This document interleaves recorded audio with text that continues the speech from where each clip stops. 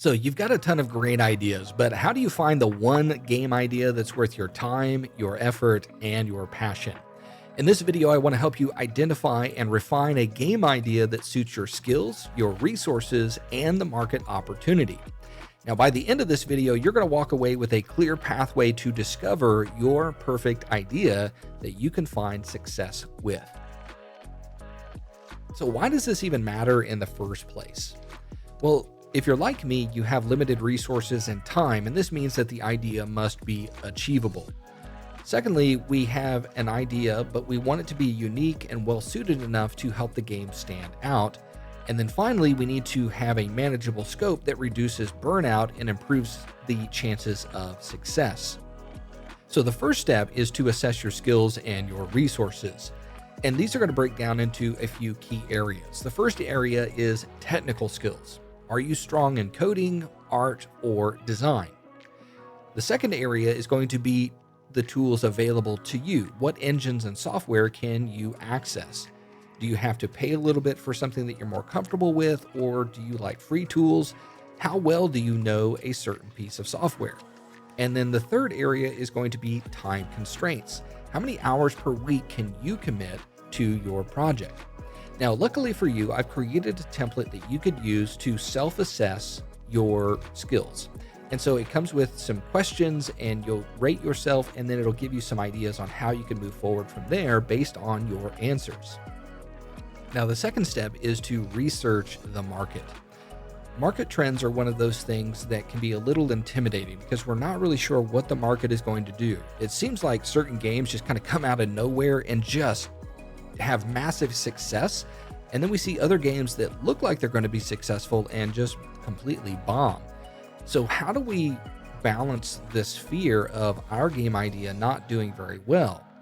Well, the first thing that we're going to do is we're going to look for trending genres, and we're going to look for dedicated fan bases on platforms like Steam or itch.io. Now, what I'm looking for is things like roguelites. Are these games popular? Why are they popular? Do we see them sustaining over a certain amount of time, especially over the time of development that it's going to take me to create this game? Do we want to create something new and fresh? That's going to all add time to the development of our game. Now, some tools that we could use are things like Google Trends or even SteamDB to help us identify the demand of those particular genres. Now, with all of that, the market trend is just one piece of data, but it shouldn't be the one thing that we depend on. We also want to balance things with originality. So we want to combine the familiar with something unique. And so it could be something like a roguelike with cozy game aesthetics. Okay, I don't know what that looks like. I can't even think of a game that comes to mind with that, but maybe you do. And then the third area is niche markets. We want to highlight emerging niches like narrative-driven games or minimalistic puzzles. I'm not saying that those are actual niche markets. Those actually sound kind of broad to me, but it could be something like that. Remember when Escape from Tarkov came out? That was what I would consider a niche market. It was one of those unique style of games that you could play over and over again. And now we see all kinds of different copies of that game, and they have a very niche market. Maybe that's something that is emerging. The whole point of that is we want to identify if our idea has the ability to last the market, because if we're getting into something very late, we could be developing to where the market itself has moved on to something new. Now, the third step is to define your passion. We want to use passion as a driver because I want to work on something that I really love. I don't want to hate my game by the end of it. Now, it is very possible that that's going to happen. Even if we really love these types of games, it is possible that we're just going to release it and then never want to see it again. Maybe that's you, maybe not. But we want to ask ourselves, what kind of games do I love playing? What themes or mechanics really excite me?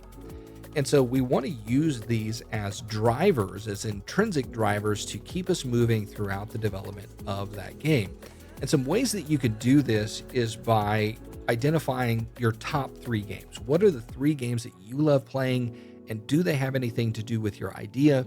And identify if the different parts of those games that actually excite you, and start thinking about using them in mechanics in a new and different way.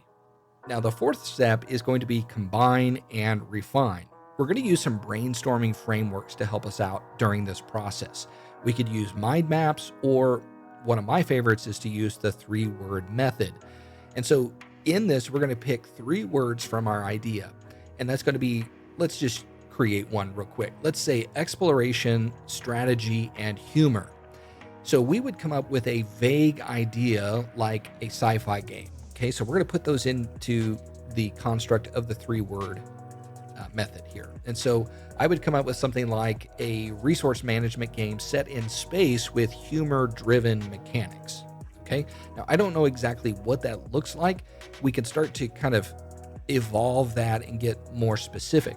Remember, when you have an idea, it's very abstract to start out, but we start to refine things and it really starts to come into focus at some point. Now, the 5th step is going to be testing your idea, and it's really important to get early validation. This is a step that constantly gets overlooked, and I do this all the time. I don't want people looking at my ideas. I don't want to share those things because I just don't know if it's going to work. But something that I have found is that creating prototypes, people understand that it's just a prototype and they can test certain mechanics and concepts. And if I get like a little smile out of creating the game or playing the game, or a comment that's really positive, then I know that I can continue to move on with this idea.